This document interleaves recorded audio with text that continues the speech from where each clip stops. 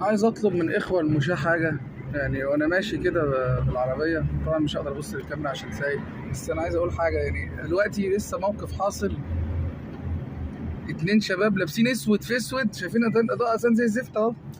اتنين شباب لابسين اسود في اسود وبيعدوا في حتة سودا مش شايفها، وما فيهاش عمدان نور، لان هنا الحمد لله في اكتوبر اغلبية العمدان مطفية بس فيها عمدان منورة يعني.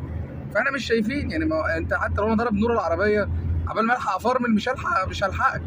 فانت بتعدي من حته سودا اشوفك ازاي وانت لابس اسود في اسود وشعرك اسود؟ المفروض اعمل ايه؟ يعني الواحد بيبقى هيتجنن، اللي هو طب لو موقف زي ده مش عارف.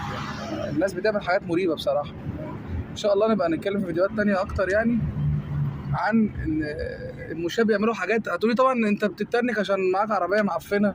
اقول لكم لا، انا قعدت من المشاة 30 سنه باين ولا حاجه كده، و25 سنه كنت بريح لسان العربيه والله العظيم وانا بعدي او بعمل حاجه.